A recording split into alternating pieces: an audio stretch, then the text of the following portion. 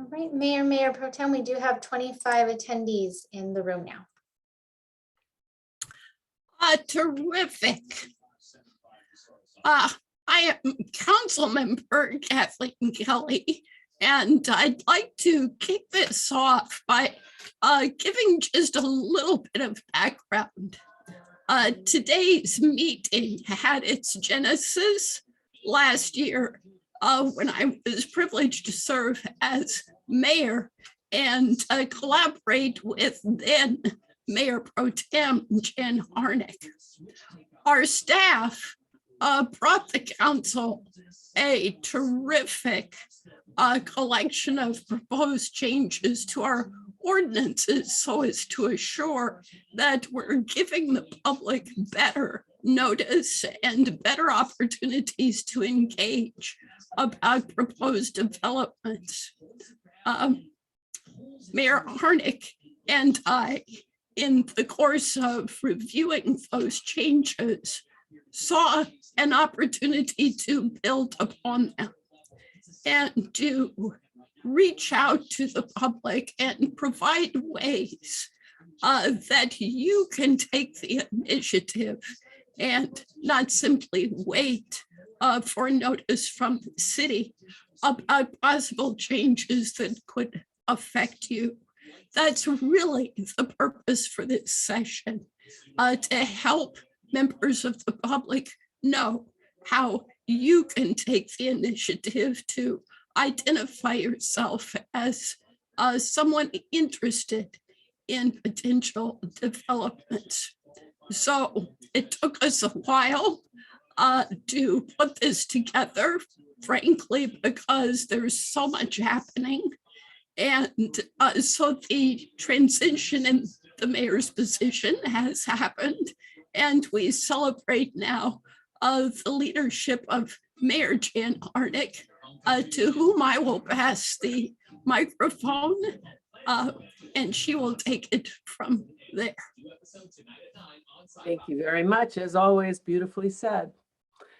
So what we're here today, and Councilmember Kelly told us so well what we're doing and why we're doing it. And the staff has prepared a lot of information for you. We recognize that there's always so much going on and you can't tell because you don't necessarily see an earth mover. You don't see that there are new zones or new ordinances, but these are all things that happen inside City Hall. And so we really want to share with you all those things that are happening to create that complete Palm Desert that will make us the great community we know we are, and we know we can even be better. So we're working on that. And a lot of these ideas and designs that you're going to see today are part of that progress, are part of that path towards the high functioning community, the complete Palm Desert. So we do always want your input. We want your ideas and we want your feedback. But of course, unless you know what's going on inside the walls of City Hall, you can't give us that. So we're going to share this with you. We want you to come along with us and be part of this process. So at that, I'm going to turn it over. And let me just say, as Councilmember Kelly said, a lot going on. That's an understatement. So the staff will now share with you all the things we're up to. Enjoy. All right, thank you, Mayor. Thank you, Councilmember Kelly. That looks like we got one comment. Yes, I think Thomas Soul has a few things to share about how people can connect themselves and express their interest in what you're about to share. Thank you, Councilmember Kelly. Yes, I just wanted to mention briefly as we get into this that all of the projects that we're discussing today in North Palm Desert, information about them can be found on our platform Engage Palm Desert, which can be found at www.engagepalmdesert.com.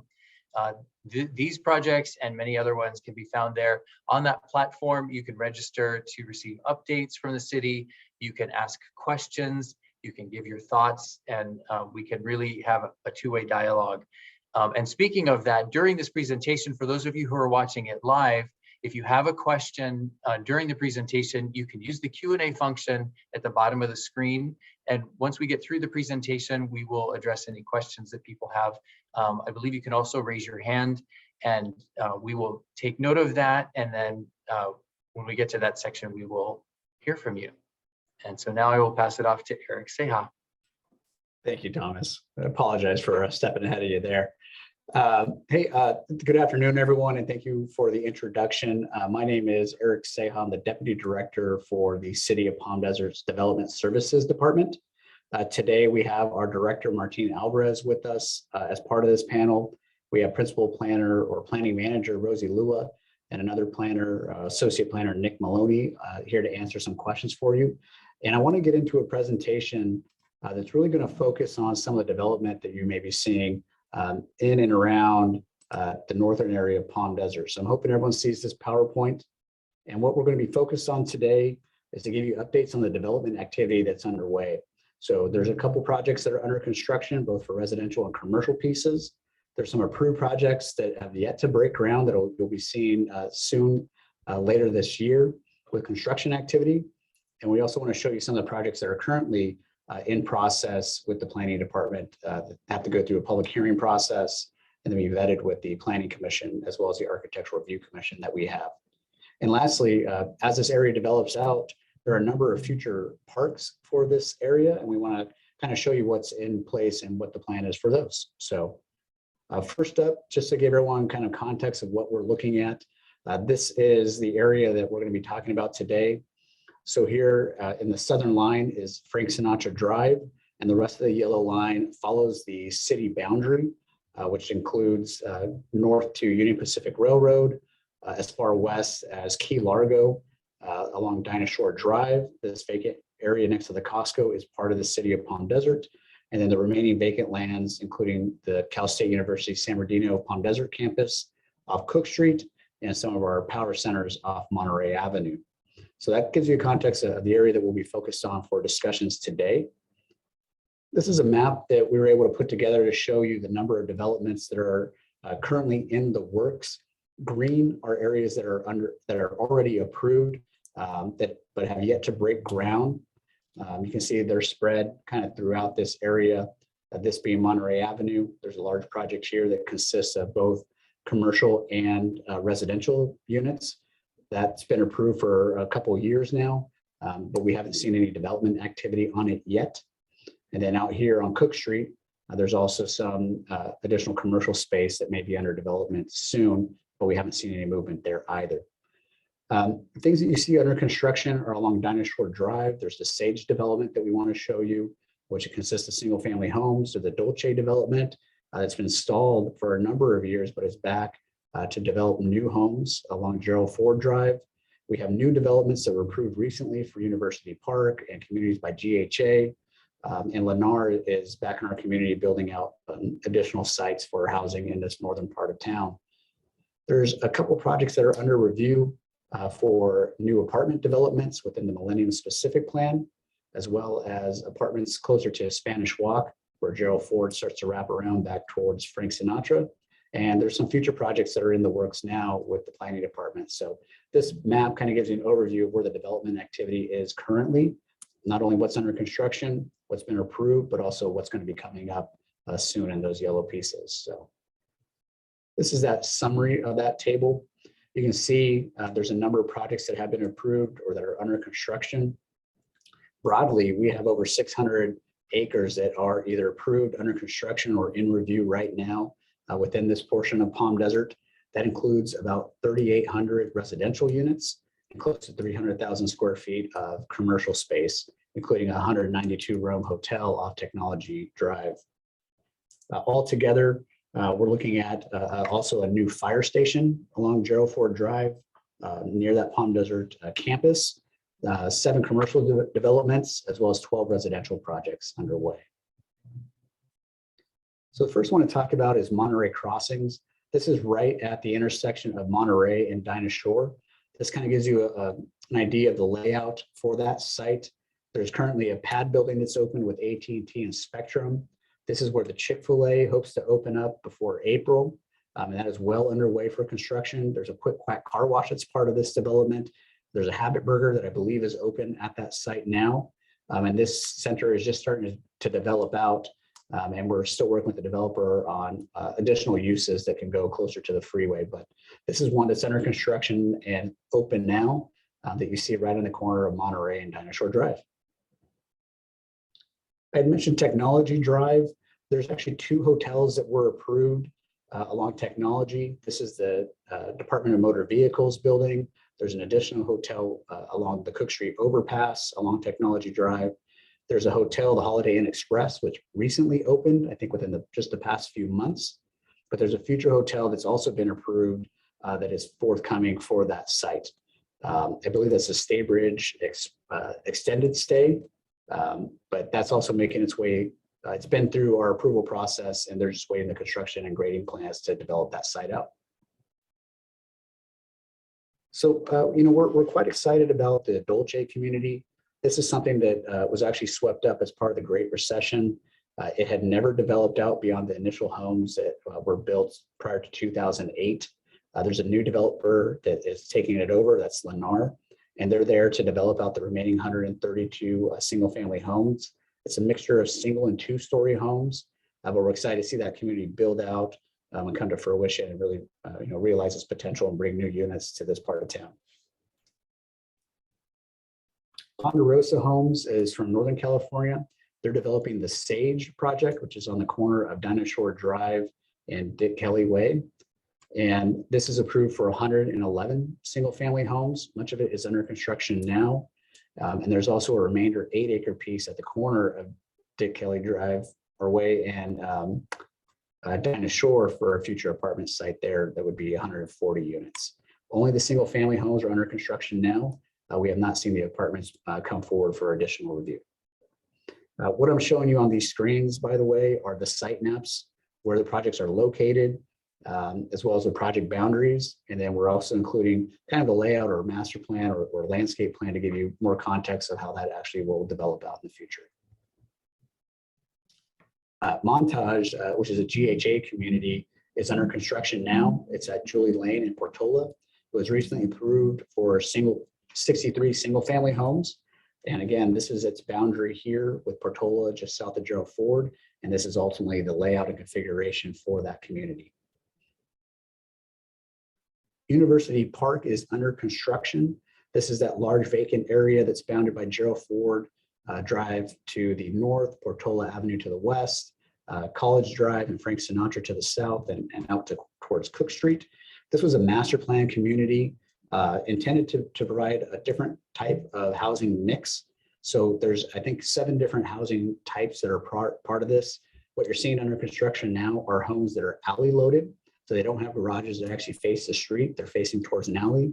You'll see some traditional single family detached housing. You'll see some townhouses as well. And ultimately, this was approved for close to 1,100 homes. The first phase, which is under construction now at Gerald Ford and Portola, is for about 276 of those homes. And we're working with the developer now on their phase 2, which includes another 300 homes. I mentioned Lennar was in our community. They picked up the Dolce piece and are looking to build that out and working with the HOA there. They've also picked up this piece that's bounded by University Park and College Drive. It's also bounded by the University Park East Park at that intersection, as well as the dog park at College Drive. This is currently under construction. It's for 196 residential units, and it's under construction now. And it's, again, part of that University Park area. Recently, the Vitalia Project went through its public hearing process just late last fall and last summer. It is a site that's bounded by Gerald Ford Drive, as well as a sheriff station to the west. This is a 296 unit affordable apartment community. We're working with the developer now on the extension of a future roadway system to connect to the apartment site and then wrap around to the GHA community and connect to Julie Drive. And this just, again, gives you the site context and the orientation for the buildings and the site development. Still in review, although it recently went to a planning commission hearing, is the Desert Luxury Apartments. This is right at Portola and Shepherd Drive and Gerald Ford Drive. This is a 32 unit condominium development. that's been well received by the Planning Commission, but is making its way towards a city council public hearing next.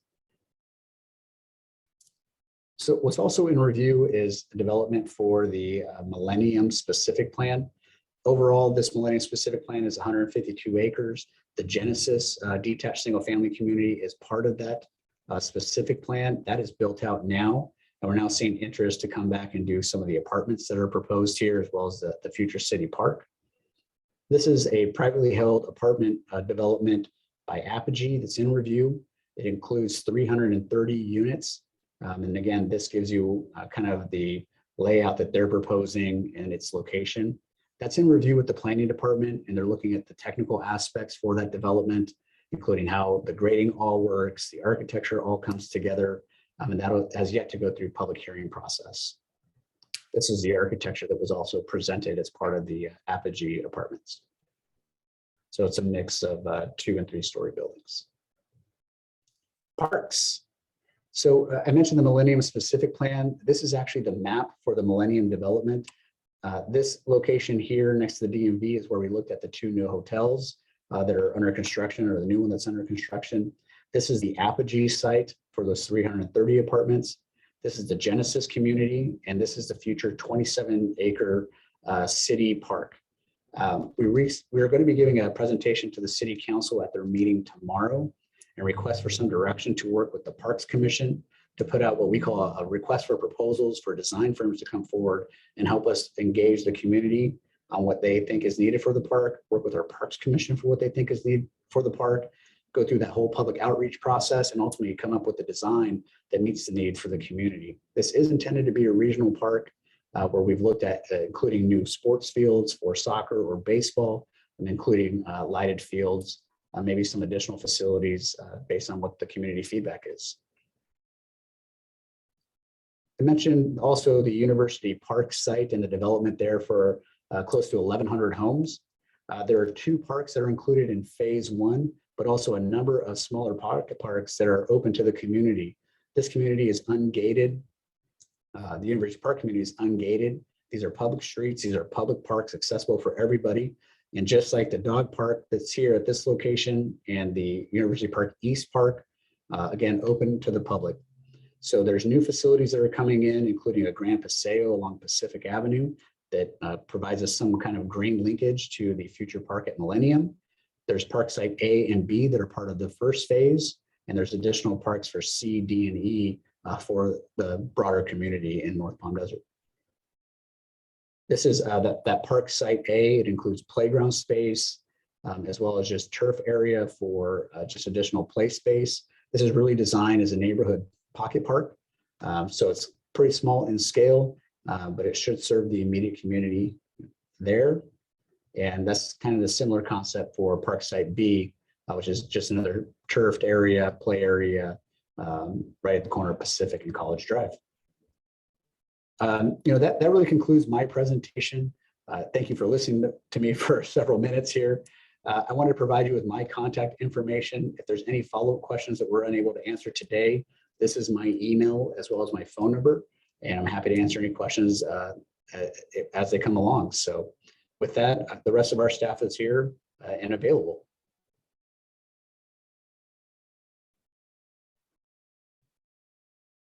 Eric, we had one question come through the Q&A. It says site 14 and 16 under review. What is the prospective makeup of the commercial building condo homes? If it is apartments or condos, are they market rate or ADUs? And if the latter, what are the percent and income classifications? Let me make sure we're talking about the same site first. Were we talking about the luxury apartments that were also referred to as condos? And I'm sure it's hard to answer these questions while we're going through a chat function.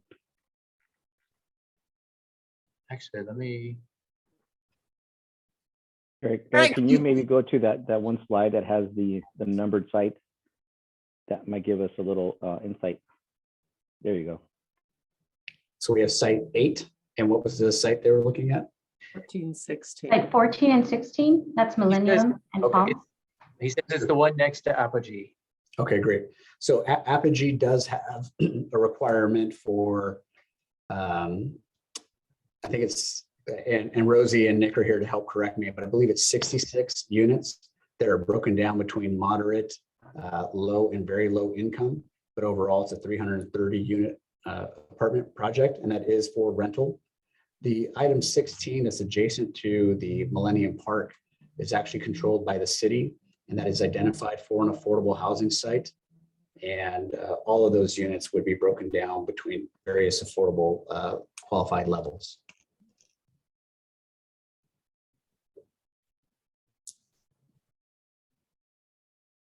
Great. We have another question. What is the city's position on additional gated communities? Are we allowing more gated communities into Palm Desert? So one of the things that we went through as a community back in even prior to 2014, there was a strategic plan for the city that kind of laid out some visions, kind of long range visions for the city. A lot of those goals were translated to a new general plan that was adopted at the end of 2016. One of the policies in there is to start discouraging or limiting gated communities in this part of town. At the time, we were anticipating the build out for Cal State University campus here at Palm Desert, trying to create a mix of housing stock to welcome in the next generation. And looking at this area and its proximity to the university as not having additional gated communities. We still allow them in the city, but it's much more sparsely located and not really favorable to this area. And that's a policy within our general plan. Thomas, perhaps I could add a word in response to the first question. It has long been Palm Desert's philosophy that affordable housing should be integrated into all of the city's housing so that it's not separate and apart.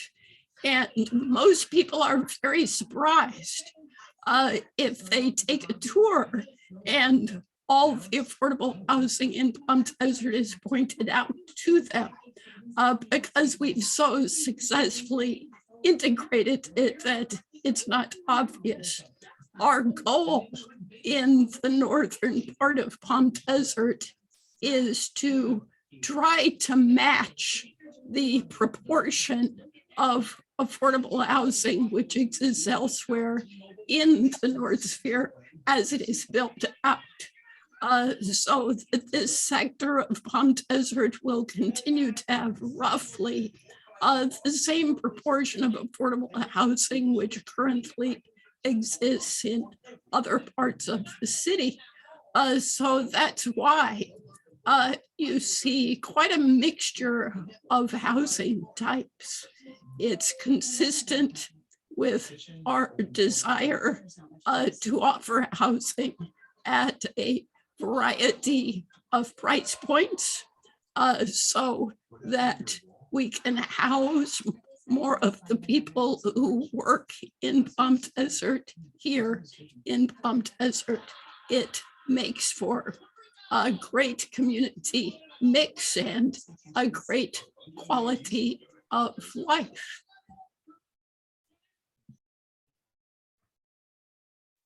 Thank you for that. There's a follow-up question to that about Site 16. It's 100% affordable housing. What are the income level breakouts for that?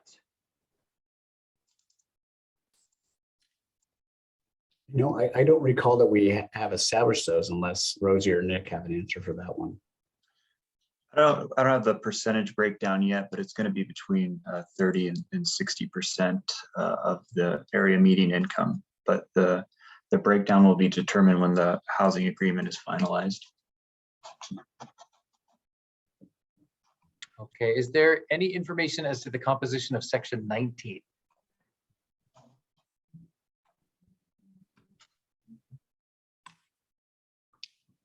I'm a little unfamiliar with Section 19 unless we refer to it as something different. Eric, I think That's refuge. Refuge. Yeah, refuge. Oh, I'm sorry, the number 19, not an actual section on a map. I apologize for that.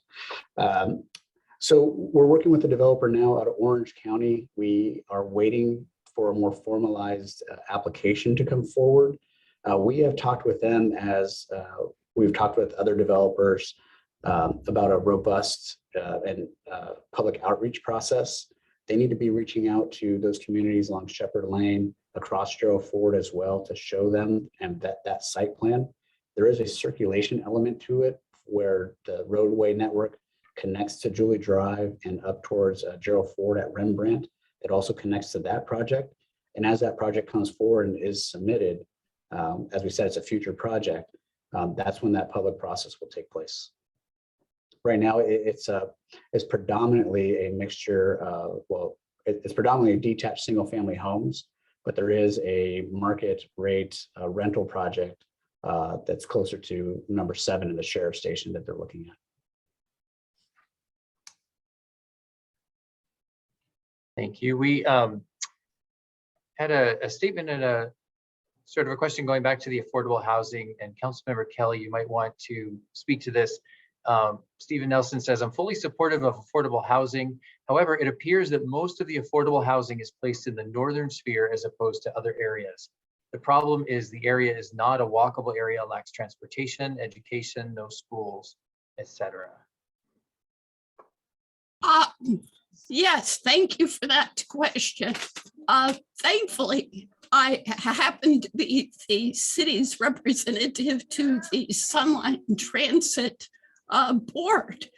So I can share with you that Sunline actually has in process some very innovative solutions to deal with the fact that the lack of density throughout the Coachella Valley prevents us from having buses travel by close to all of us every 10 minutes. So Sunline is initiating some terrific micro transit solutions whereby residents will be able to get rides to the major bus trunk routes.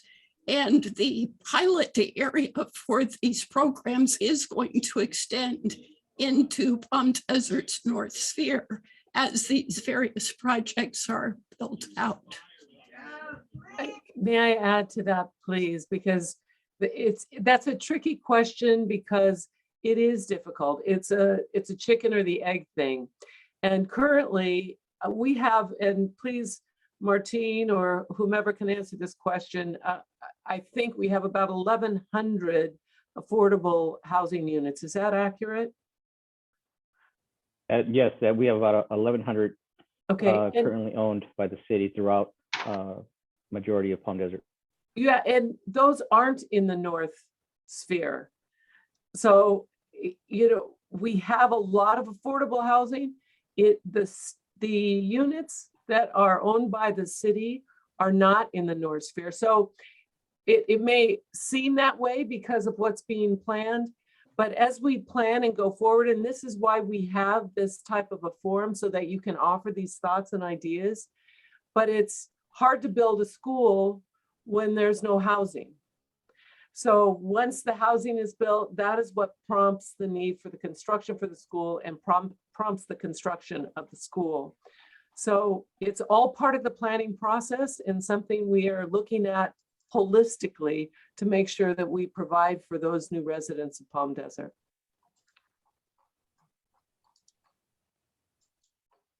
Thank you, Mayor. Moving on to a couple other sections, there's a question about, can we provide any information on project number 17?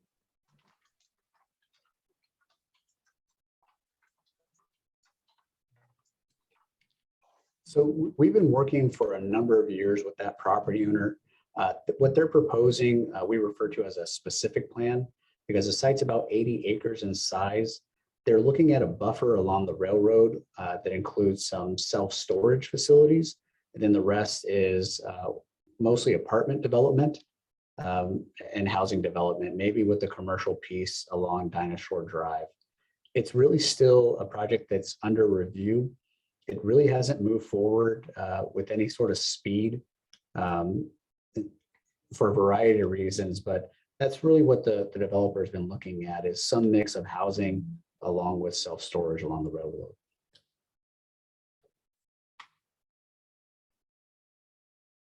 Okay, great. And then the next question is about possibly area 18. Can you provide an update for the community park planned adjacent to Genesis? Yeah, so as it was mentioned, when the Millennium Plan went forward as envisioned for a sports or regional sports park, we have a report going to the city council tomorrow asking for direction for that request for proposals for design firms to help us through that public engagement process and outreach process. We also hope to work with the Parks Commission. Our hope is that in doing this process, we have a pretty solid design for the park by the end of this year. And we're looking forward to setting aside budget, making sure we have funds to actually construct it after that. May I ask how many acres is that, Eric? 27 acres. 27. And that is a regional park. How large is Civic Center Park? Civic Center Park is, I wanted to say it's about 50 acres. Okay. But yeah, but that also includes, our city hall portion, Sure. and some of the other office buildings that we have. Right. So this is a regional park. This will be an impressive park and really will serve the needs of this area and these families and those who want to walk and have their dogs out. This will be a great park.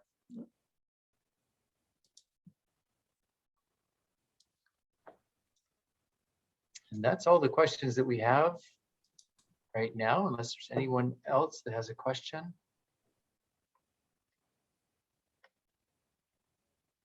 Okay, a new question. Lighting is a major concern on Dinah Shore and is currently subject to a number of accidents monthly. Can we do something to light up Dinah Shore? If it's possible, I know we do have representatives from our Public Works Department that manage and operate the streets and those improvements. Generally, the city does not have a lot of street lights, except for I think at major intersections, but one of our engineers from Public Works may be better to speak on that.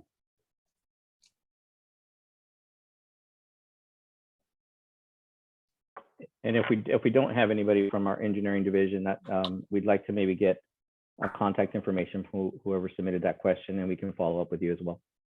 Good afternoon, Randy Bowman here from the Department of Public Works. We are aware of an accident history on Dinah Shore at Athena Point Roundabout. And we've been working with the representatives of the HOA nearby on making some improvements to the roundabout. Just today, we just added some additional signage on the roadway to alert motorists to the presence of the roundabout. We've made improvements in recent months also at the site. And then with this year's pavement maintenance program, the city will be slurry sealing Dinah Shore Drive. And as a part of that improvement, we will be restriping Dinah Shore Drive and making further pavement marking and some signage improvements at that roundabout. It's been a problem. We're very well aware of it, and we've been making improvements to get better compliance by motorists. Randy, could you additionally, because I think this is part of the issue, as we know, there some places are more prone to excessive speed than others. And can you talk about the traffic study that's being done in that area, just to put a little more information on this issue? Sure thing, Mayor. So we're using a data-driven approach. We've looked at to making improvements. We've looked at the crash histories, the types of crashes. We've hired roundabout experts to guide us with suggestions on what can we do to improve the safety for motorists. I was remiss in not mentioning that the developer recently completed the landscaping improvements on Dinah Shore Drive, including several large palm trees in the middle of the roundabout at that roundabout to help highlight the presence of the roundabout. So we are, though, using a data-driven approach. We've measured speeds on the roadway. We're looking at the crashes and the types of crashes and putting in place engineering measures to address those issues. I guess I didn't respond, though, to the initial question, which was about street lighting. And I'm sorry for that. Street lighting can be a very expensive solution. It also detracts from the nature of the valley, which is typically we don't light the segments of roadways. We do provide lighting at mid-block crosswalks, and we also provide street lighting at traffic signalized intersections. We are aware that that is a tool for this roundabout. We are taking other measures first, such as the signing and the pavement marking improvements. And we're measuring to see, are we reducing the crashes with those measurements first before we pursue any recommendations to council for a street lighting improvement on Dinosaur Drive. Randy, Mr. Nelson writes, thank you, Randy. You've been outstanding helping the residents of Genesis. However, as it relates to the upcoming park, will that include lighting and appropriate parking for a regional park? It's maybe multiple people might want to tackle. Yeah, it's envisioned for that, right? That if it's a regional park, that there's going to be parking for it. We had some language early on that this would be include maybe some sports lighting, but I think it's a little hard to commit to anything at this point until we go through and get a designer. We work with the community. We go through the Parks Commission, understand what's needed for what that ultimate configuration and what the park looks like. Okay, and going back to Randy, some landscaping questions. Please provide the plan for landscaping along Portola north of Gerald Ford to Dinah Shore. Eric, is that a question that you can respond to? North of, so landscape, I believe it's a landscape median question. Specifically in the median, yes. Yeah, and Randy, I thought we had put something in our next capital improvement budget to actually build that out. I'm unaware of the timing. Yes, you're right. I thought he said Dinah Shore. Yes, there is a capital improvement project to improve landscaping on Portola. Okay, and then Mr. Nelson also writes, as it relates to the landscaping on Dinah Shore, it is not in line with the approved development plan, and we're waiting for this matter to be resolved from the developer. Yeah, I've been in contact with the developer and Mr. Nelson. That's something that we're still working on to make sure that the approved landscape plan is adhered to. Excellent. We have another question. Is there an update on the Portola crossing? Is this in reference to the Portola I-10 interchange? That would, yes, it is. Okay. The second city council meeting in January, the city council was presented with a staff report by staff detailing the funding gap that there is with the project presently between funds that have been amassed locally and the estimated total cost of the project. There's about a $75 million gap. And so staff respectfully recommended to city council to take the city funds that have been set aside for the project and repurpose them in the short term for urgent needs, and with the recommendation that the city continue pursuing funding for the project. And city council discussed this at the meeting and subsequently approved repurposing the city's set aside funds for the project, and also requested staff to continue pursuing the funding options for the project. Mayor or city council member Kelly, certainly please add as needed. I think you've done really a good job at covering that, Randy. It's accurate. This has been a long time project. And unfortunately, when we first looked at it, it was probably half the cost of what it would be today. And we never were really even able to conclude the negotiations with Union Pacific. So with fewer funds available for this sort of project throughout the Coachella Valley, it was not rated as highly as some of the grade separations in the East Valley, citing safety concerns, and some of the other interchanges as well. So it dropped us way down, and we are, as Randy said, we're going to explore other funding options, but the funds are not available there at this point. Mayor, if I may, I would like to give a quick update on Portola Avenue median landscape between Dinosaur and Gerald Ford, if that's okay. Please. So a very good afternoon to everybody. This is Andy Ramirez. I serve as one of the deputy directors for Public Works. And so it's my privilege to share with you that we have secured a landscape architect designer for the Portola Avenue median between Dinah Shore and Gerald Ford Drive.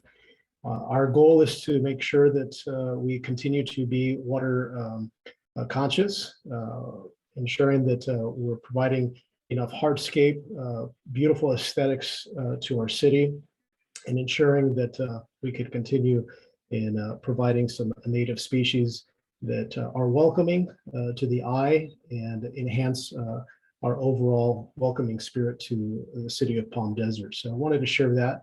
And then just quickly, we are working with staff and Southern California Edison, where we will look at enhancing some of our street lights that are currently using high pressure sodium vapor lights, the orange amber color, and retrofitting those to LED. And so that's forthcoming in the near future. So thank you.